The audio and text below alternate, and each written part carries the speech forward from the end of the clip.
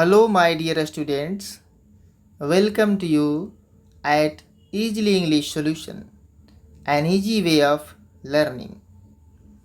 तो इस वीडियो में हम लोग पढ़ने जा रहे हैं the making of nationalism in Europe, यानी यूरोप में राष्ट्रवाद का बनना, किस प्रकार से यूरोप में राष्ट्रवाद की भावना का जागरण हुआ।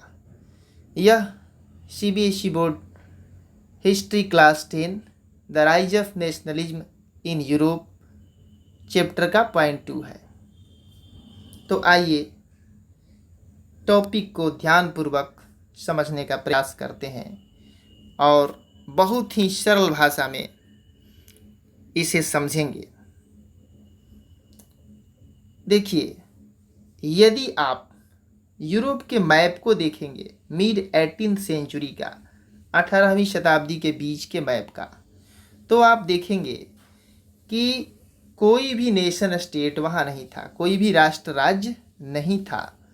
राष्ट्र राज्य यानी एक ऐसा क्षेत्र जिसका अपना सोवरेनिटी हो, डिसीजन लेने की क्षमता, एक राष्ट्रीय ध्वज, एक राष्ट्रीय भाषा, एक राष्ट्रीय गान, राष्ट्रीय चिन्ह, जिनके माध्यम से कि यूनिटी यानी एकता की भावना, एक कॉमन आइडेंटिटी शो हो। तो ऐसा कुछ नहीं था।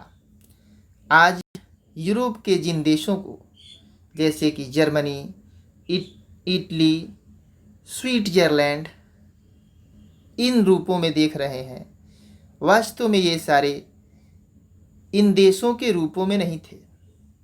ये सभी छोटे छोटे किंगडम्स में डिवाइड थे, राज्यों में बटे हुए थे।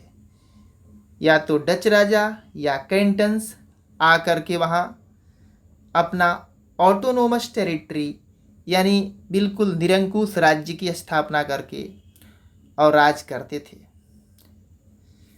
यदि बात की जाए ईस्टर्न यूरोप का या सेंट्रल यूरोप का, तो ये भी ऑटोक्रेटिक मोनार्कीज, बिल्कुल निरंकुश राजतंत्र के अंडर में थे और लोगों में भी काफ़ी डाइवर्सिटी थी, काफ़ी भिन्नता थी, एक जैसे लोग नहीं थे और शायद यही यूनिटी न होने का कारण था।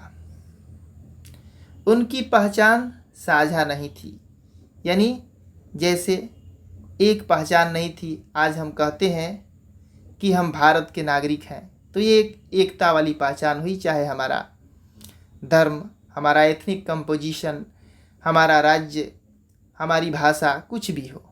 तो ऐसा कुछ नहीं था, कॉमन कल्चर भी नहीं था। वे लोग प्रायः अलग अलग भाषाएं बोलते थे और अलग अलग एथनिक ग्रुप से बिलोंग करते थे, यानी अलग अलग नस्ल के लोग थे। यदि बात की जाए हब्सबर्ग एम्पायर की, तो यह जो था ऑस्ट्रिया हंगरी के ऊपर राज्य किया जाता था। उदाहरण के लिए यह भी बहुत सारे छोटे छोटे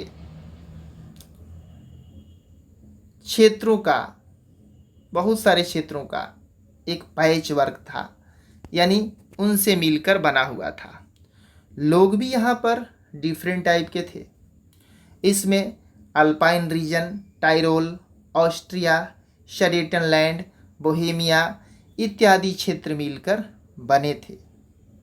अब देखिए, यहाँ पर जो अरिस्टोक्रेटिक क्लास थी, यानी जो सामंतवाद लोग थे, यानी धनी लोग थे, बहुत बड़े ज़मीनों के जो मालिक होते थे, वे लोग तो जर्मन भाषा बोलते थे। और इसी क्षेत्र में लोम्बार्डी और वेनेटिया नाम का एक ऐसा क्षेत्र था इस राज्य में, जहाँ के लोग इटालियन भाषा बोलते थे। यदि बात की जाए हंगरी की, तो वहाँ की जो आधी आबादी थी मैग्यार भाषा बोलती थी, वहीं आधी आबादी बहुत सारे छोटे छोटे डायलेक्ट्स बोलती थी, यानी क्षेत्रीय भाषाएं बोलती थी।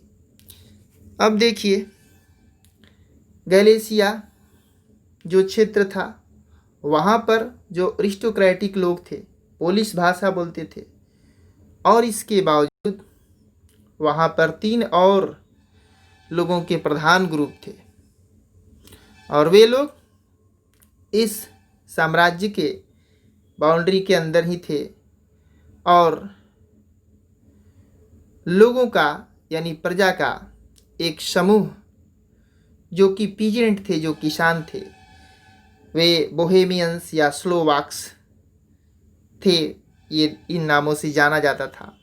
और नॉर्थ में थे स्लोवेंस कैरोलिना में, क्रोएट्स दक्षिण में, और जो रोमन्स थे वे ईस्ट में थे, ट्रांसिल्वेनिया नाम के जगह पर। तो आप सोच सकते हैं कि इस प्रकार की जो डिफरेंस है, जो अंतर है, यह आसानी से राजनीतिक एकता को स्थापित नहीं कर सकती है। लोग पॉलिटिकली रूप से एक नहीं हो सकते, उनमें मेल कैसे होगा। उनके थोड़ा सा यूनिटी का एकमात्र कारण था, और यानी साझा पहचान एक माध्यम से कहने का मतलब सिर्फ होती थी common alliance to the emperor. सबका राजा एक होता था यदि, तो उसी से पहचान था कि हम इस राजा के प्रजा हैं। तो फिर ऐसे क्षेत्रों में भी ये राष्ट्रवाद की भावना और ये नेशन स्टेट का बनना कैसे संभव हुआ, आइए हम समझते हैं। देखिए 2.1 यहाँ पर इस टॉपिक में डील कर रहा है अरिस्टोक्रेसी के बारे में, यानी सामंतवाद के बारे में। वहाँ के जो डोमिनेंट क्लास था यूरोप का, और एक नए वर्ग का यूरोप में जागरण होता है। यूरोप के समाज तो वैसे 3 वर्गों में बटा हुआ था, आप फ्रेंच रिवॉल्यूशन में क्लास 9 में भी पढ़ चुके हैं इसके बारे में। लेकिन एक न्यू मिडिल क्लास का राइज होता है। कैसे राइज होता है, इस वर्ग के राइज होने का यूरोप पर क्या इफेक्ट पड़ता है, तो आइए इसके बारे में हम समझते हैं। सबसे पहले मैं ये कहना चाहूँगा कि इससे पहले इसी चैप्टर के 2 वीडियोज रिलीज हो चुके हैं इस चैनल से। पहले यदि समझने में कोई दिक्कत हो तो उन वीडियोज़ को आप देख लें, उसके बाद इसको देखें तो आप अच्छी तरह से समझ जाएंगे। देखिए, अब सामाजिक रूप से या राजनीतिक रूप से जो अरिस्टोक्रेसी थी, जो सामंतवादी लोग थे, बहुत ही डोमिनेंट क्लास थे, पूरे के पूरे यूरोप में प्रधान वर्ग थे। और इस क्लास के जो भी मेंबर थे वे बहुत ही यूनाइटेड थे, उनमें एकता थी। क्योंकि इसका कारण क्या था, कॉमन वे ऑफ लाइफ, उनके जीवन जीने का तरीका बिल्कुल एक जैसा था। और जो भी रीजनल डिवीजन्स हैं, क्षेत्रीय जो भिन्नताएं हैं, उनसे भी वे बिल्कुल अलग थे। प्रायः ये बहुत बड़े स्टेट के मालिक होते थे, बहुत बड़ा क्षेत्र ज़मीन का मालिक होते थे देहातों में, तो वहीं शहरों में इनके बड़े बंगले हुआ करते थे। ये लोग फ्रेंच भाषा बोलते थे और यह इनकी एक कूटनीति थी, क्योंकि जहाँ उस क्षेत्र की सभी जनता छोटे छोटे क्षेत्रीय भाषाएं बोलते थे, तो ये एक राष्ट्रव्यापी भाषा बोलते थे और इनका स्टैंडर्ड ऑफ लिविंग काफ़ी हाई था। क्योंकि भाई धनी थे तो हाई रहेगा ही। अब देखिए, उनकी जो परिवारें थी वे प्रायः जुड़ी हुई थी मैरिज के बंधनों में। धनी रहेंगे, धनी के यहाँ ही शादी करेंगे, और इस प्रकार से रिश्तों के बंधन में बंधे हुए थे सभी अरिस्टोक्रेसी, तो उनमें एकता तो रहेगी ही। ये जो शक्तिशाली सामंतों का जो ग्रुप था, भले ही इनकी संख्या बहुत ही कम थी, क्योंकि यूरोप की ज़्यादा जो संख्या थी वह जो संख्या थी किसानों की, छोटे किसानों की। यदि पश्चिमी यूरोप की बात किया जाए तो एक क्षेत्र ही छोटे किसानों से बना हुआ था, और या तो टेनेंट्स थे, टेनेंट्स का मतलब किराए पर ज़मीन लेकर खेती करने वाले, या स्मॉल ओनर्स, छोटी ज़मीनों के मालिक। जबकि पूर्वी यूरोप में और मध्य यूरोप में लैंड होल्डिंग का पैटर्न था, भाड़े पर ज़मीन लेकर खेती करने का पैटर्न था, और बहुत बड़े राज्य के रूप में, बहुत बड़े एक स्टेट के रूप में वैसा था। अब देखिए, जो सर्फ की बात यहाँ पे लिखा हुआ है, बहुत बड़ा स्टेट में सर्फ डॉम बसा हुआ था। सर्फ डॉम यानी सर्फ वे किसान होते थे जो अरिस्टोक्रेटिक लोगों से लेकर के खेत और खेती करते थे। सर्फडॉम और फ्यूडलिज्म सिस्टम यूरोप में 18th सेंचुरी में बहुत ही कॉमन था। फ्यूडल लॉर्ड्स ज़मीनों के मालिक होते थे और अरिस्टोक्रेटिक लोग भी मालिक होते थे। सर्फ्स वे रैयत जैसे भारत में थे, वैसे ही वहाँ पर सर्फ थे। अब देखिए, यूरोप का वेस्टर्न पार्ट और सेंट्रल यूरोप में तभी एक बदलाव क्या हुआ, तो इंडस्ट्रियल प्रोडक्शन स्टार्ट हो गया, औद्योगिक उत्पादन शुरू हो गया, फैक्ट्रीज वगैरह लग गए, व्यापार होने लगे। तो ऐसा जब होगा तो शहरों का विकास तो निश्चित ही रूप से होगा, क्योंकि फैक्ट्रियों में काम करने वाले बहुत सारे लोग रात दिन वहाँ बस जाएंगे, और ऐसे में एक कमर्शियल क्लास का इमर्जेंस हुआ, राइज हुआ। एक ऐसा वर्ग जो न तो पीजेंट की तरह और टेनेंट की तरह गरीब थी और न ही सामंतों की तरह धनी थी, यह बीच का वर्ग हुआ। मुख्य रूप से इनका काम था ट्रेड करना या फैक्ट्रियों में प्रोडक्शन में हिस्सा लेना या उसमें बने सामानों को बेचना, यानी इनका अस्तित्व ही प्रोडक्शन पर आधारित था, मार्केट पर आधारित था, मार्केट के लिए। जैसा कि आप जानते हैं, सबसे पहले यूरोप में इंडस्ट्रियलाइजेशन यानी औद्योगिकरण इंग्लैंड में प्रारंभ हुआ, और वह शुरू हुआ second half of 18th century में, यानी 1800 यानी 1750 के बाद में। लेकिन फ्रांस में और जर्मनी के कुछ भागों में यह जो है 19th सेंचुरी में, 19वीं शताब्दी में इसका आगमन हुआ। यानी इंग्लैंड में सबसे पहले इंडस्ट्रियल रिवॉल्यूशन हुआ था, औद्योगिक क्रांति हुई थी। सबसे पहले इंडस्ट्रियलाइज होने वाला दुनिया का, यूरोप का ही नहीं, दुनिया का देश था। अब देखिए आगे, तो जो नए सोशल ग्रुप अस्तित्व में आया, नया social group, new middle class, working population. Middle class जो कि इंडस्ट्रियलिस्ट थे या बिजनेसमैन थे या प्रोफेशनल थे, पेशा करने वाले लोग थे, लॉयर्स हुए, टीचर्स, प्रोफेसर्स इत्यादि प्रोफेशनल्स, या आर्टिजन्स या इंडस्ट्री में काम करने वाले जो क्लर्कियल ग्रेड के, या ट्रेडर्स। तो सेंट्रल और ईस्टर्न यूरोप के ये सारे के सारे जो ग्रुप्स थे, इनकी संख्या तो कम थी।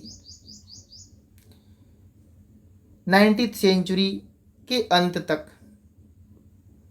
संख्या कम थी, लेकिन ये शिक्षित थे और ये लिबरल थे, उदारवादी थे, यानी बदलाव चाहते थे, और इनमें नेशनल यूनिटी, राष्ट्रीय एकता की भावना थी।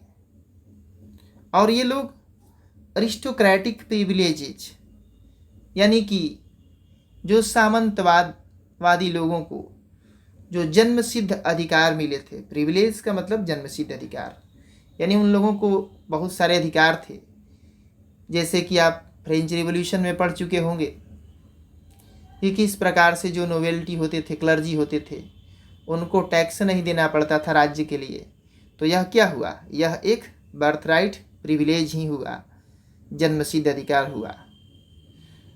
तो इस प्रकार जन्म के आधार पर मिलने वाली पॉपुलैरिटी, मिलने वाला प्रिविलेज, इन सभी चीज़ों को एबोलिश करना चाहते थे, समाप्त करना चाहते थे न्यू मिडिल क्लास के लोग, जो कि उदारवादी किस्म के थे, लिबरल किस्म के थे। तो ये उनका इच्छा था और यही बदलाव का कारण भी हुआ। अब देखिए 2.2 भी देख लेते हैं इसमें। What did liberal nationalism stand for? अब ये जो उदारवाद शब्द आया, उदारवादी राष्ट्रवाद यानी लिबरल नेशनलिज्म, इसका तात्पर्य क्या है? देखिए, ideas of national unity in early 19th century Europe were closely allied to the ideology of liberalism. यानी जो राष्ट्रीय एकता की भावना थी शुरुआती 19वीं शताब्दी में, वह यूरोप में लिबरलिज्म की आइडियोलॉजी से ही जुड़ी थी। यानी जो उदारवाद का सिद्धांत था उसी से जुड़ा हुआ था राष्ट्रवाद यानी राष्ट्रीय एकता की भावना। अब ये जो लिबरलिज्म जो वर्ड है, यह लैटिन भाषा से बना हुआ है। इसका मूल शब्द है लिबर, जिसका मतलब है फ्री यानी स्वतंत्र। यदि न्यू मिडिल क्लासेस की बात की जाए तो लिबरलिज्म का मतलब इस तात्पर्य में क्या होगा? न्यू मिडिल क्लासेस, यहाँ हिस्ट्री है, यहाँ कोई शब्द की बात नहीं, यहाँ इसका तात्पर्य और सेंस क्या है? तो जो न्यू मिडिल क्लासेस थे उनके लिबरलिज्म का तात्पर्य था freedom for the individual and equality of all before law. यानी व्यक्ति की स्वतंत्रता, लोग स्वतंत्र हों कुछ भी कानून के दायरे में रहकर करने के लिए, और कानून भी ऐसा हो जिसके सामने सभी लोग बराबर हों, equality of all before law. यानी कहने का मतलब है कि किसी को भी जन्मसिद्ध अधिकार या विशेषाधिकार प्राप्त न हो, लोग सब बराबर हों कानून की नज़र में। अब देखिए, politically it emphasise the concept of government by consent. यदि राजनीतिक रूप से बात किया जाए इस लिबरलिज्म का, तो यह किस बात पर बल देता था? तो यह बल देता था concept of government by consent, यानी एक ऐसी सरकार जो सहमति से बनी हो, यानी जिसमें जनता भी सहमत हो और जिसमें राजा भी सहमत हो। नहीं तो जितने भी एरिस्टोक्रेटिक मोनार्क्स थे, जितने भी ऑटोक्रेटिक मोनार्क्स थे, डचीज कैंटन्स थे, ये तो गवर्नमेंट बाय कंसेंट थे ही नहीं, ये तो जबरन जनता पर जाकर शासन करते थे। जनता की इच्छा नहीं होती थी कि ये हमारे राजा रहें, लेकिन वे शक्ति का प्रयोग करके रहते थे। दूसरे शब्दों में, उन्हें जनता से वोट भी नहीं लेना था, तो जनता के लिए उत्तरदायी कैसे रहेंगे? लेकिन ये लोग एक ऐसी सरकार चाहते थे, लिबरल लोग, जो गवर्नमेंट बाय कंसेंट हो, जनता की सहमति से बनी हो। अब देखिए, फ्रांस की क्रांति के समय से ही liberalism had stood for the end of autocracy and clerical privileges. उस समय ही ये लिबरलिज्म का अर्थ क्लियर हो गया था कि उदारवाद का मतलब क्या है। तो एंड ऑफ ऑटोक्रेसी यानी निरंकुशवाद का समाप्ति। निरंकुशवाद, जिस पर कोई अंकुश है ही नहीं राजा पर, तो उसको समाप्त होना चाहिए। और जितने भी क्लर्कियल प्रिविलेज हैं, जैसा कि मैंने एग्जाम्पल में बताया, नोवेल्टी और क्लर्जी का टैक्स न देना। दूसरा चीज इनका डिमांड क्या था? एक कॉन्स्टिट्यूशन हो, संविधान हो, क्योंकि एरिस्टोक्रेसी में और मोनार्की में कोई लिखित संविधान नहीं होता था। राजा ने जो कह दिया वही संविधान हो गया। लेकिन ये लोग चाहते थे, लिबरल लोग, कि एक रिटन कॉन्स्टिट्यूशन हो, पहले से लॉ फिक्स हो और उसी नियम कानून के अंतर्गत राज्य चले। और ये लोग रिप्रेजेंटेटिव गवर्नमेंट थ्रू पार्लियामेंट चाहते थे। यानी कहने का मतलब, जनता के द्वारा चुने हुए प्रतिनिधि हों और एक संसद हो, यानी उनसे भी मत लिया जाए और प्रतिनिधियों से राय लेकर ही कोई फैसला हो। राजा अकेला ही यानी उसके में अंदर एक्सट्रीम पावर नहीं होना चाहिए। अब देखिए 19th सेंचुरी में जो लिबरल्स थे stressed the inviolability of private property. Private property यानी व्यक्तिगत रूप से ज़्यादा मात्रा में संपत्ति जिनके पास था तो उसको भी वैल्यूलेस करने पर कि जो मतलब सिद्धांत है इस पर भी बल दिए। अब इक्वलिटी बिफोर लॉ वाली जो सिद्धांत आपने पढ़ा, कानून के सामने बराबर, तो यह तो बिल्कुल ही सही बात है और ऐसा होना चाहिए, लेकिन इसका मतलब वहाँ पर यह जरूरी नहीं था कि यूनिवर्सल सफरेज यानी सबको वोट देने का अधिकार हो। नहीं, इस अर्थ में वे नहीं कहते थे और ऐसा यूरोप में हुआ भी नहीं। वैसी सरकार बन गई तो भी बहुत दिनों तक नहीं हुआ। इसके लिए बहुत सारे क्रांति हुए हैं। आप फ्रेंच रिवॉल्यूशन में पढ़ चुके हैं किस प्रकार से महिलाओं को बहुत दिनों तक यानी राइट टू वोट नहीं था, सिर्फ पुरुषों को था। पुरुषों में भी ऐसे लोगों को था जिनके पास संपत्ति हो, तो इस प्रकार की स्थिति थी। फ्रांस की देखिए बात यहाँ भी याद दिला रहा है कि आप इसको रिकॉल कीजिए, जहाँ की फर्स्ट जो पॉलिटिकल एक्सपेरिमेंट हुआ लिबरल डेमोक्रेसी का, पहली बार जब सरकार आई, द राइट टू वोट था सिर्फ प्रॉपर्टी ओविंग मैन जिनके पास संपत्ति था उन्हीं को था। जो बिना प्रॉपर्टी वाले लोग थे या जो वुमेन थी, महिलाएं थी, उनको किसी भी तरह का पॉलिटिकल राइट नहीं था। देखिए जो मैंने बताया वो बात आगे दिया भी है। सिर्फ वहाँ पर एक बार क्या हुआ फ्रांस में, ये भी आप पढ़ चुके हैं, छोटे से समय के लिए जैकोबिन्स क्लब का शासन आया जिसके की राजा थे मैक्सिमिलियन रोबिस्पियरे। तो उन्होंने ऑल एडल्ट मेल्स को सफ्रेज प्रोवाइड किया। जितने भी वयस्क जो मेल हैं उनको राइट टू वोट प्रोवाइड किया था। अब देखिए उसके बाद नेपोलियन की जो शासन आ गई थी वहाँ फ्रांस में, तो उसने नेपोलियनिक कोड यानी सिविल कोड नाम का एक नियम बनाया था जिसके तहत उसने फिर से लिमिटेड सफरेज कर दिया था, यानी कुछ ही लोगों को वोट देने का अधिकार कर दिया था। और महिलाओं की स्थिति तो महिलाओं की जो स्थिति थी काफ़ी माइनर हो गई थी, यानी उनका नीचा दर्जा हो चुका था। महिलाओं का अधिकार बस पिता और पति के अंडर में ही रहकर सीमित हो चुका था। पूरे के पूरे 19th सेंचुरी में और 20वीं शताब्दी के शुरुआत में भी early of the 20th century में जो महिलाएं थी या जो नॉन प्रॉपर्टीड मैन थे जिनके पास संपत्ति नहीं था,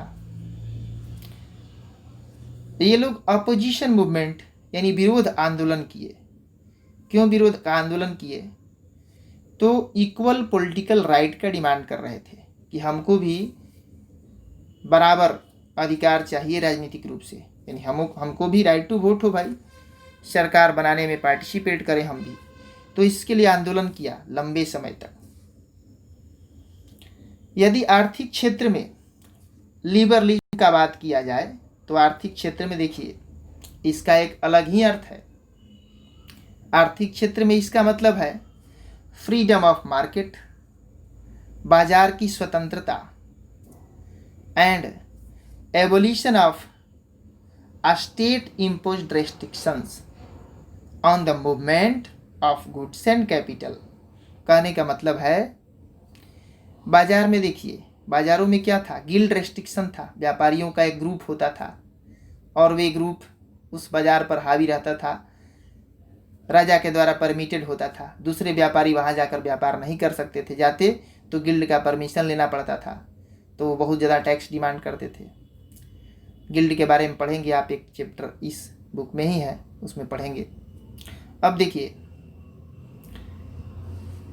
स्टेट भी बहुत सारे टैक्सेज लगाते थे। छोटे छोटे क्षेत्रों में राज्य विभक्त था, बटा हुआ था, और उन सभी का अपना अपना करेंसी भी था, अपना मेजर करने का भी, वेट करने का भी अलग अलग सोचिए कि उनका बाट भी अलग था, उनका पैसा अलग था, करेंसी अलग था, और गुड्स एंड कैपिटल यानी सामान और पैसे का मूवमेंट होने में बहुत ही दिक्कत होता था। तो यह सब जो दिक्कतें होती थी सामान के एक्सपोर्ट इंपोर्ट में, पैसों के एक्सपोर्ट इंपोर्ट में, तो मार्केट की स्वतंत्रता कहाँ हुई। इन सभी को समाप्त करके एक जैसा कर देना यानी एक रैशनल सिस्टम लाना, यही हुआ इकोनॉमिक लिबरलिज्म यानी आर्थिक उदारवाद। बहुत ही इंपॉर्टेंट क्वेश्चन राइज होता है यहाँ से कि इकोनॉमिक स्फीयर में आप लिबरलिज्म का अर्थ स्पष्ट करें और पॉलिटिकल स्फीयर में स्पष्ट करें। पॉलिटिकल वाला ऊपर पढ़ा ही आपने, और यहाँ इकोनॉमिक यानी बाजार की स्वतंत्रता, abolition of state imposed restriction, जो भी राज्य ने विभिन्न प्रकार के कर लगाए हैं उसका समाप्त होना। एक बड़ा क्षेत्र बनाइए भाई और उसमें एक ही करेंसी चले, एक ही मेजरमेंट, एक ही वेट हो, गुड्स एंड कैपिटल के मूवमेंट में क्या हो यानी इजी हो। तो देखिए यह था इकोनॉमिक स्फीयर में लिबरलिज्म का मतलब। 19th सेंचुरी के दौरान this was a strong demand of emerging middle classes. 19th century में जो ये नया मध्यम वर्ग बना था उनका बहुत ही स्ट्रॉन्ग डिमांड था न्यू मिडिल क्लास का कि ये इकोनॉमिक लिबरलिज्म हो। Let's take the example of German speaking regions in the first half of the 19th century. जर्मन बोलने वाले क्षेत्रों का उदाहरण हम लोग ले सकते हैं 19वीं शताब्दी के फर्स्ट हाफ का, यानी 19वीं जो शताब्दी है 1801 से 1850 तक फर्स्ट हाफ हुआ, तो उस समय की क्या स्थिति थी और किस तरह से इकोनॉमिक ये उलझने थी।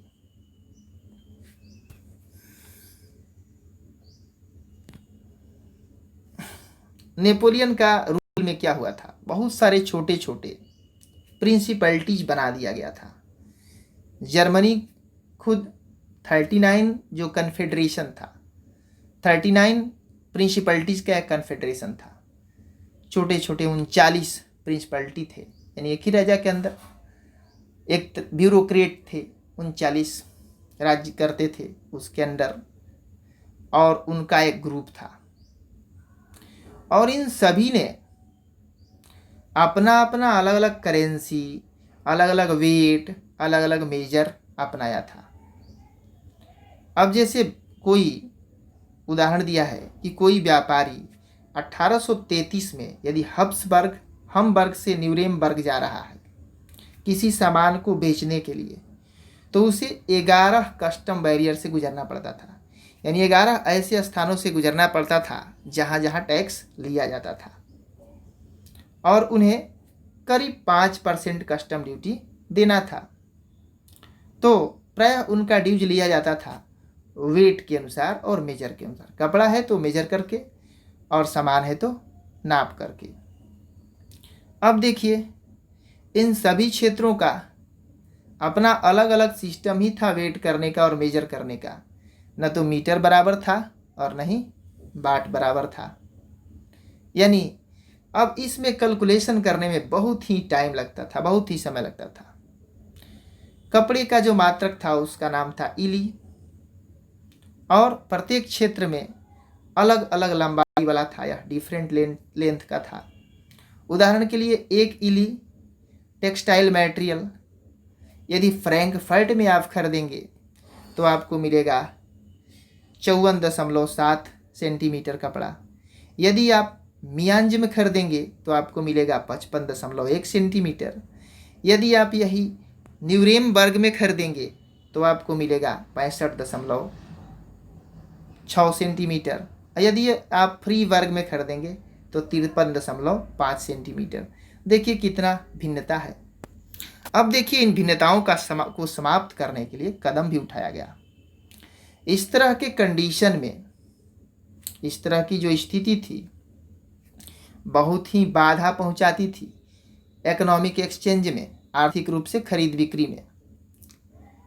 तो ये नए जो कमर्शियल क्लास था, न्यू मिडिल क्लास, इस क्लास ने तर्क दिया कि एक यूनिफाइड इकोनॉमिक टेरिटरी बनाया जाए, एक ऐसा आर्थिक क्षेत्र का निर्माण किया जाए जो एक हो और unhindered movement of goods people and capital हो, यानी बिना बाधा के निर्बाध गति से सामान, लोग और पैसे आते जाते रहें एक दूसरे क्षेत्रों में, कोई प्रॉब्लम ना हो। तो इसके सॉल्यूशन के लिए देखिए क्या हुआ, और जो अब ये बता रहे हैं आपको, यह बहुत ही इम्पोर्टेंट क्वेश्चन राइज होता है और आई थिंक कि एवरी ईयर इससे कंसर्न क्वेश्चन सीबीएसई बोर्ड जरूर पूछता है। तो देखिए यह ध्यान से आप सुनेंगे इसको। देखिए 1834 में एक कस्टम यूनियन बनाया गया, एक ऐसी संगठन जो एक्सपोर्ट इंपोर्ट को देखेगी। उसका नाम क्या था? जोल्वेरिन बनाया गया और प्रशिया के प्रयासों से बनाया गया। प्रशिया देश था, बहुत सारे जर्मन स्टेट को ज्वाइन कर दिया गया, जोड़ दिया गया एक में, और union एबोलिश्ड tariff barriers and reduced the number of currencies from over 30 to 2। अब देखिए यह जो संघ था, यह यूनियन था जोल्वेरिन, इसने क्या किया? जितने भी टैरिफ बैरियर्स थे, जितने भी जगहों पर टैक्स लगते थे, उनको क्या किया? समाप्त कर दिया, अधिकांश जगहों पर लगने वाले टैक्सों को। और तो एक ही टैक्स लगेगा हर क्षेत्र में, बस एक जगह देना पड़ेगा। बहुत सारा मतलब बहुत ही ईजी हो गया मूवमेंट। और इसने जो करेंसीज की संख्या थी 32 उनको घटाकर 32 से कितना कर दिया? फ्रॉम 30 to 2 यानी 30 से 2 कर दिया, घटाकर। 30 थे और 30 से 2 कर दिया। सोचिए 30 प्रकार की करेंसी है, जहाँ 2 प्रकार का ही हो गया। The creation of network of railways further stimulated mobility. Railways का भी विकास हुआ तो इससे भी आवागमन काफ़ी बढ़ा, यानी एक दूसरे क्षेत्र के लोग आने जाने लगे, मिलने लगे। तो भाई इस प्रकार से मेल होगा, एकता बढ़ेगी। और ये भी हुआ तो इससे भी एकता बढ़ेगी। यहाँ लिबरलिज्म भी हुआ, इससे भी एकता बढ़ेगी। आप मेन पॉइंट पर ध्यान दीजिए, यानी क्या हो रहा है? यूनिटी क्रिएट हो रहा है। तो यूनिटी क्रिएट होगा तो क्या होगा? नेशनलिज्म के बारे में लोग सोचेंगे। Harnessing economic interest to national unification. देखिए ये जो आर्थिक इंटरेस्ट था यह भी बढ़ रहा था, आर्थिक हितों की रक्षा हो रही थी और राष्ट्रीय एकता भी प्रबल होता जा रहा था। तो इकोनॉमिक नेशनलिज्म यानी यह जो आर्थिक राष्ट्रवाद हुई, यानी unhindered movement of goods capital and people, तो इसने क्या किया? स्ट्रेंथन किया, यानी मजबूत किया the wider nationalist sentiment growing at the time. उस समय जो नेशनलिस्ट सेंटिमेंट है, जो राष्ट्रवादी सोच है, उस सोच को भी बहुत ही स्ट्रोंग किया इसने। तो आज इस वीडियो में इतना ही, बाकी आगे हम लोग नेक्स्ट वीडियो में समझेंगे। पॉइंट ये जो है 2.3 ए न्यू कंजर्वेटिज्म आफ्टर 1815। तो आप यदि नहीं सब्सक्राइब किए हैं चैनल को तो कृपया आप सब्सक्राइब कर लें, ताकि इस प्रकार के जो नेक्स्ट वीडियो आपको निकले तो वो वीडियो आप तक पहुंच सके। और कैसा लगा यह वीडियो, आपने समझा कंसेप्ट को आसानी से या नहीं, जो भी हो और जो भी रिक्वायरमेंट हो आपको, तो कमेंट में आप ज़रूर ही बताएं। अच्छा लगा तो भी और कुछ कमी लगा तो भी, ताकि हम इम्प्रूव करके आगे इससे भी बेहतर करने का अवश्य प्रयास करें। बहुत बहुत धन्यवाद।